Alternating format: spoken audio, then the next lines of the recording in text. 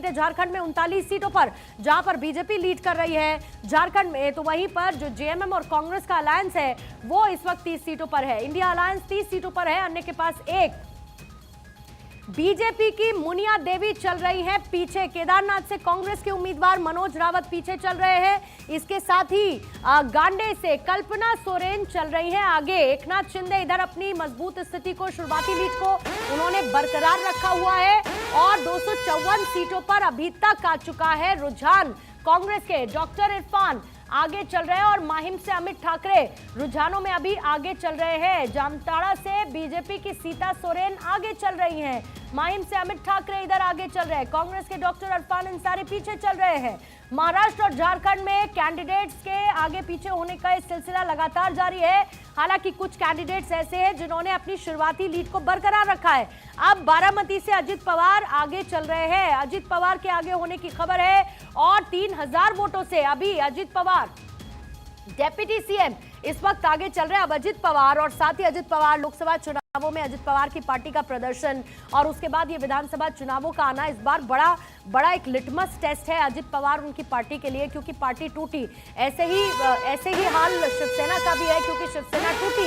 ऐसे में एकनाथ शिंदे और दूसरी तरफ उद्धव ठाकरे हैं। किस तरीके का मराठा वोट बैंक बढ़ता हुआ नजर आएगा, बटेगा भी या क्या रहेगा, किस तरीके का नैरेटिव चुनावों में काम किया है, वो नतीजों के बाद एक एनालिसिस का विषय रहेगा। अभी फिलहाल रुझान क्या बता रहे हैं? 143 सीटों पर महायुति कर रही है लीड। 143 सीटों पर अभी महाराष्ट्र के विधानसभा चुनावों में जहां 260 सीटों पर अभी तक रुझान 147 सीटों पर इस वक्त महायुति लीड कर रही है। इसी बीच में एक और बड़ी खबर इस वक्त आपको बता दें, बड़ी खबर है झारखंड के झरिया से बीजेपी की रागिनी सिंह आगे चल रही हैं और साथ ही महाराष्ट्र में महायुति का प्रदर्शन अच्छा नजर आ रहा है। 104 पर एमवीए है, लेकिन महायुति इस वक्त अपना बेहतरीन प्रदर्शन 147 सीटों पर रुझानों में मजबूती के साथ करती हुई नजर आ रही है। और झारखंड में क्या है? झारखंड में एनडीए जो इस वक्त है, जिसमें अकेले दम पर बीजेपी भी मजबूत स्थिति में 39 सीटों के साथ है। 30 सीटों पर इंडिया अलायंस है, 1 पर अन्य है। और यहां पर इंडिया में जेएमएम और साथ ही कांग्रेस साथ मिलकर चुनाव लड़ते हुए। और अब देखिए इसी बीच में समाजवादी पार्टी ने क्या कहना शुरू कर दिया है। समाजवादी पार्टी कह रही है कि यूपी उपचुनाव के आंकड़े में देरी क्यों? नया नहीं है कुछ, इससे पहले भी अखिलेश यादव इसी तरीके की बयानबाजी कर चुके हैं। एक बार फिर से समाजवादी पार्टी ने चुनाव आयोग पर सवाल उठा दिए हैं। समाजवादी पार्टी ने चुनाव आयोग पर एक बार फिर से सवाल उठा दिए हैं। ये कह रहे हैं कि इलेक्शन कमीशन की वेबसाइट पर देरी से मतगणना का डेटा अपलोड किया जा रहा है। इतनी देरी डेटा अपलोड करने में क्यों हो रही है? काफी देर से डेटा क्यों अपलोड नहीं हुआ है?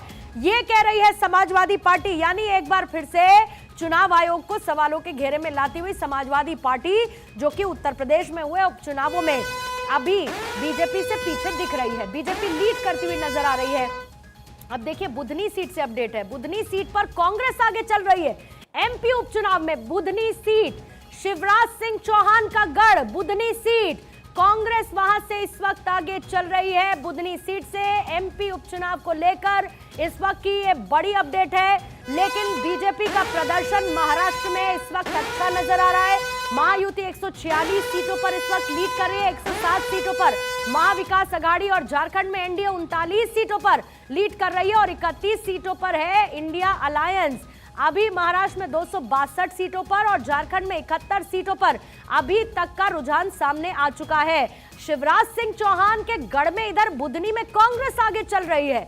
हालांकि ये रुझान है और इन रुझानों के बीच में खबर ये बनती है कि बुधनी सीट पर कांग्रेस आगे चल रही है। शिवराज सिंह चौहान अपना वोट कास्ट करने के लिए पहुंचे थे और उनका ये गढ़ है, वहां पर कांग्रेस का आगे होना। हालांकि रुझानों के बाद देखिए फाइनल नतीजा क्या होता है देखना होगा।